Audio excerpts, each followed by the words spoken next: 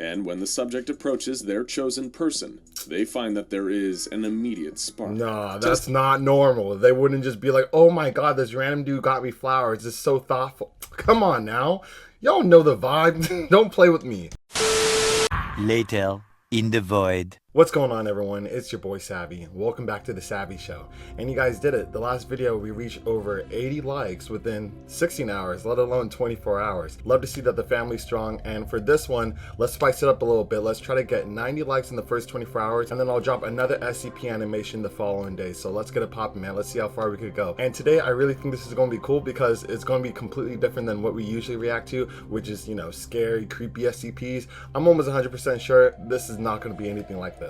So without any further ado, in this animation, we're going to be diving deep into the top 14 friendliest SCPs. And after reading that title, I already knew SCP-999 was going to be on the list, if not like the friendliest. So let's see if any other SCPs are friendlier than him or, like, you know, on the same level. Since that would be kind of awesome to see, and it'd be a different change of pace. The only one I can say for sure in the moment thinking about the friendliest ones is that bear one that could like stitch people's like you know, organs with like other things that he can make. I forgot the name of that SCP, but I'm sure you guys know what I'm talking about in the comment section below. He's pretty friendly as well. But anyway, before I get carried away, if you guys do enjoy this reaction along the way, please remember to smash that like button, smash the sub button, and hit that bell so you can stay plugged for each and every upload.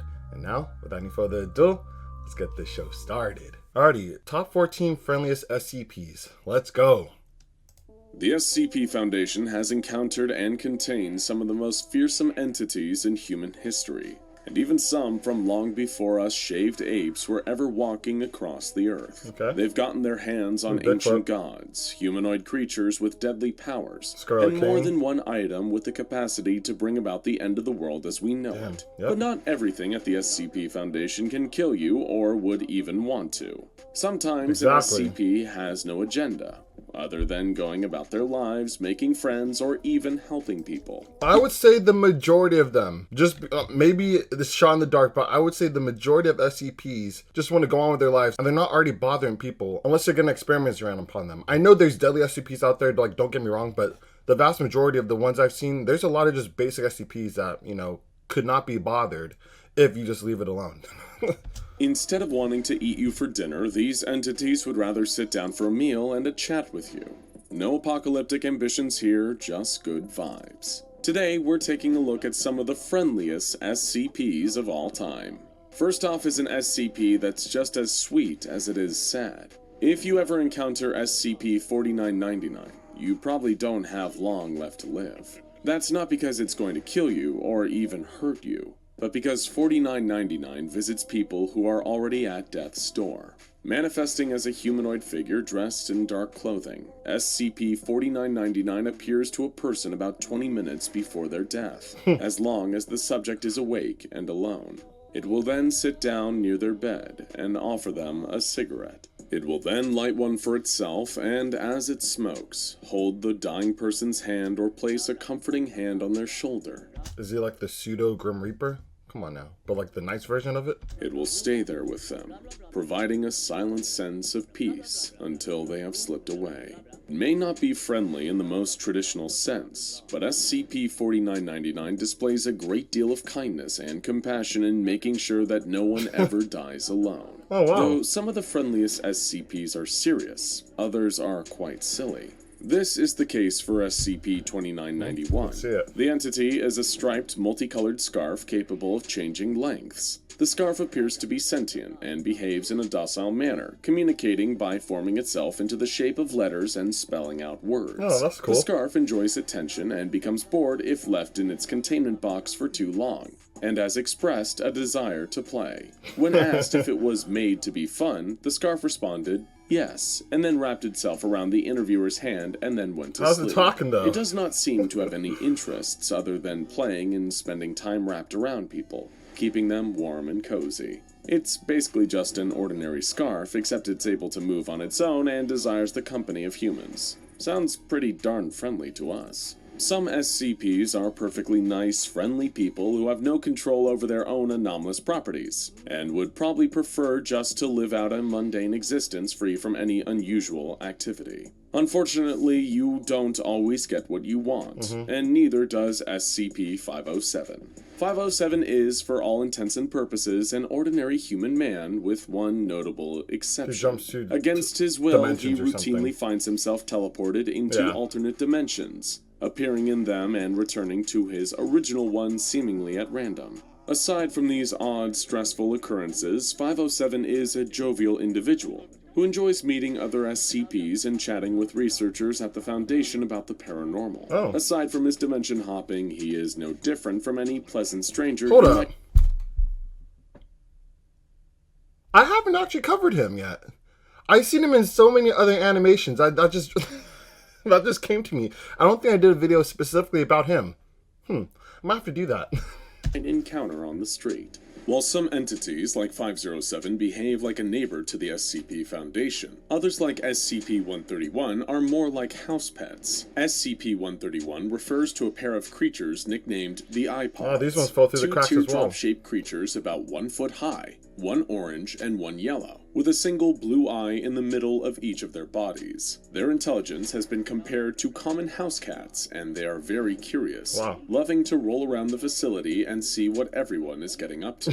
They appreciate attention and affection, and seek more of it from those who they bond to, following them around like a lost puppy. They may look strange at first, but their behavior For sure. is downright adorable. And as you may know from some of our other videos, when certain deadly anomalies like SCP-173 escape, they can storm in and save lives. So they're not only adorable, they're How? Okay, I need to cover them too. Honestly, what could they do besides looking adorable? I just want to know, how could they actually save lives, especially from the sculpture. adorable heroes. Sometimes an SCP with the best of intentions can cause harm to Foundation personnel without meaning to. This was the case for SCP-2337, a male corncrake bird capable of vocalizations loud enough to cause permanent hearing damage. Oh, dang. Though he possesses this ability, he has never used it to cause deliberate harm while in Foundation custody. Instead, he simply wants to chat with the personnel, Yeah, speaking probably in a doesn't mean to. language similar to English. The bird, which responds to the name Dr. Spanko, is very cooperative and always excited to speak with research staff, especially delighted when called by his name. So he could actually speak in a way where it's not, rupturing the eardrums. That's awesome. He may be a bit loud from time to time, but who isn't? He's not malicious, just enthusiastic. Sometimes an SCP's good intentions are not misinterpreted or inadvertently harmful, but simply as helpful as they were meant to be. Enter SCP-662, a small silver handbell that, when shaken, summons butler? a short, well-dressed, classic British butler Yep. named Mr. Deeds. This is a cool one. Mr. Deeds will address the ringer of the bell by their name and title, and perform tasks for them. He is extremely polite, and even when given a task that he does not wish to or is unable to complete, he declines with the utmost respect. I would love to have His this style of SCP. friendliness may be more formal, but he's good company just the same. And we've heard he mixes a mean, or in this instance, Old-fashioned? a nice drink too. Many of the nicest SCPs to be around are similar to pets, but very few were deliberately intended to live in one's home as a companion. SCP-111 is an exception. 111 refers to a species of invertebrates resembling snails, hell? also referred to as dragon snails. Unlike ordinary snails, these creatures are warm-blooded, highly intelligent, Wow. and capable of breathing fire. Though they should be handled with care, hatchlings are capable of imprinting on their that's a owners big much snail. like other baby animals, and likely would make a lovely pet for a fireproofed household. Unfortunately, they are all in Foundation custody, so there is no way to find out for yourself. Some of the previous SCPs in this video are similar to ordinary pets, but SCP-529 actually is an ordinary pet, with one small anomalous change. SCP-529, or Josie, is a small house cat with gray tabby markings, Okay. and only half of a body. Don't get upset, she is not injured or in any pain. What the heck? For some reason, the rear end of her body, from tail to the invisible? bottom of her ribcage, is simply not there. The place where the cat's body ends appears as pure black to the naked eye, and absorbs light. But she's walking like... Okay, hold up. Let me rewind this a little bit before I jump to any conclusions. The cat's body ends appears as pure black to the naked eye, and absorbs light. The area does not appear to be invisible, but it is simply not there. In spite of this, Josie experiences no adverse effects, moving around as if the back half of her body were still there. There are no containment procedures in place for Josie, and she is allowed to freely roam the facility, purring, rubbing up against personnel's legs for attention, playing with balls of string and little mouse toys, and begging for pieces of cheese. This is so weird. Okay, I would want to know if someone, like, kicks the back end of the cat, or if the cat did have a back end, it would jump. He should, like, react to it or feel it. I want to know, like, if someone just, like, steps down where the place is, invisible, which I guess is not invisible, it's just simply not there.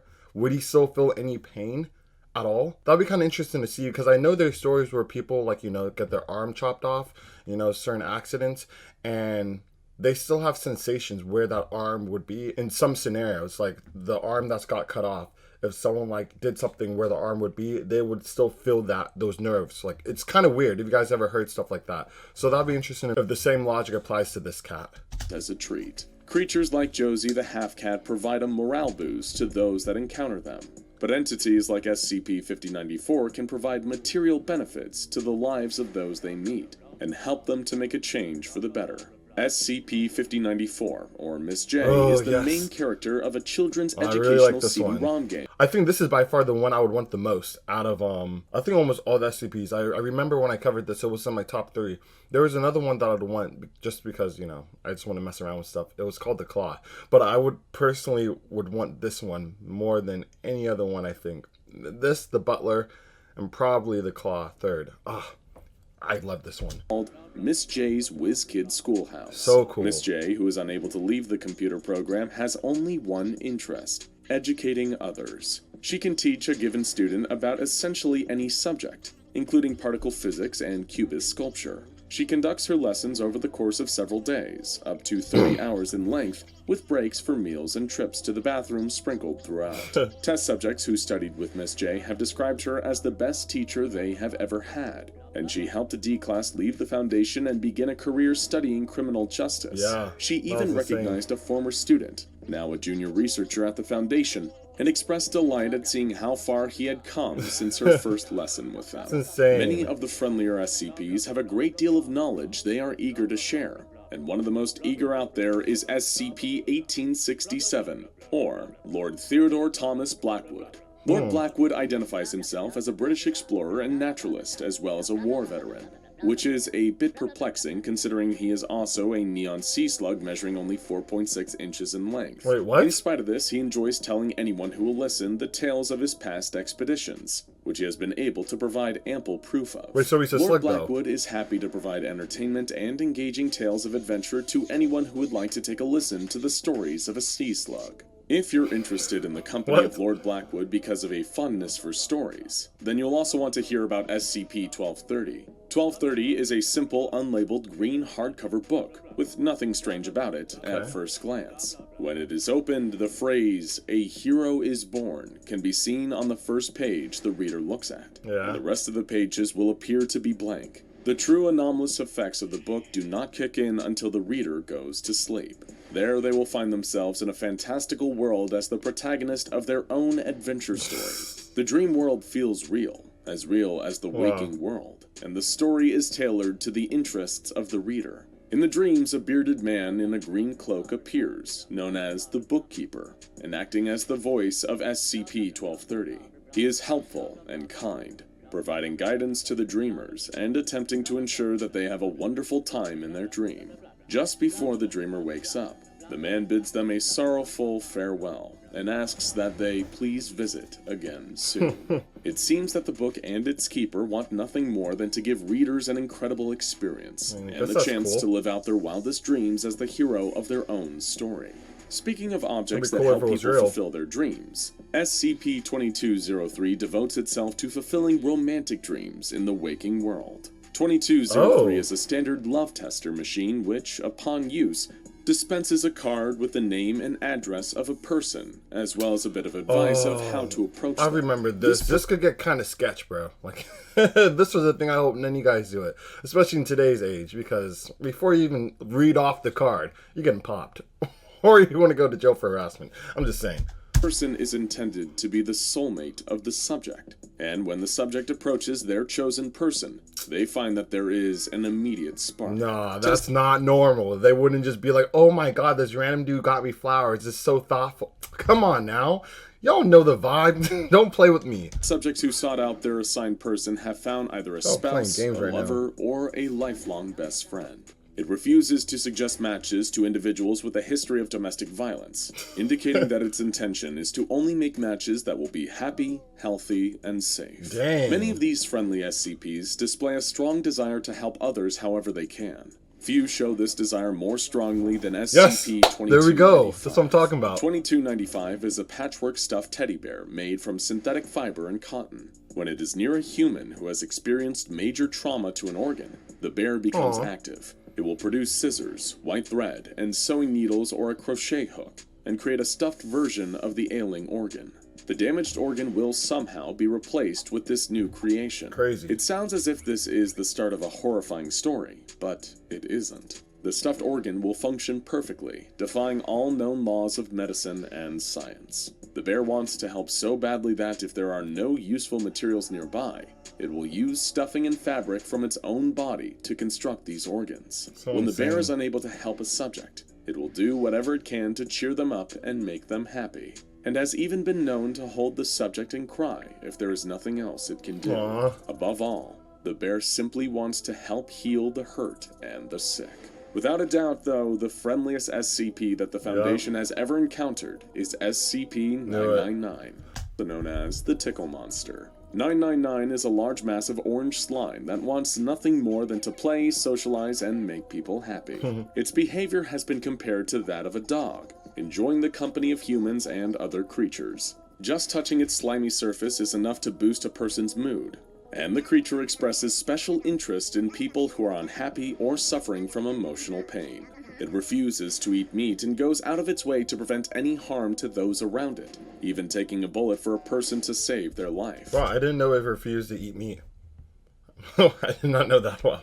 999 is Vegetarian? such a delight to be around that it even managed to make the omnicidal rage of SCP-682 subside, if only for a moment. Dogs might be considered man's best friend, but SCP-999 is giving them some fierce competition for the role, though it would probably want to be best friends with a dog, too. SCP-5031, yet another murder monster. And Alright, I did cover that one already. But yo, this was actually cool. And, oh, wait, they already did a video. SCP-99 and the most wholesome SCPs. This is pretty much similar to what this video is, isn't it? This is a different kind of title. Wholesome. Same thing as friendly, I would say. But anyway, this animation was dope. There was some surprising ones that I haven't covered. And it makes sense, I was surprised since I haven't reacted to it. So I might have to cover those on a later date. Especially like the Blackwood one. And the freaking teleporting guy. Like, I've been knowing about that one for a minute. I just never got around to it. Fell through the cracks as well. But yeah, if you guys enjoyed this reaction, please let me know in the comment section below. And what is your guys' favorite SCP on this list that you would want, you know, to be friends with or just have? I would say overall it will be Mrs. J, to be honest, like hands down. I want to know what you guys will pick instead. So, or if you guys think the same way as I do. But with that being said, unfortunately that concludes today's episode. So I'll catch you guys on the next one.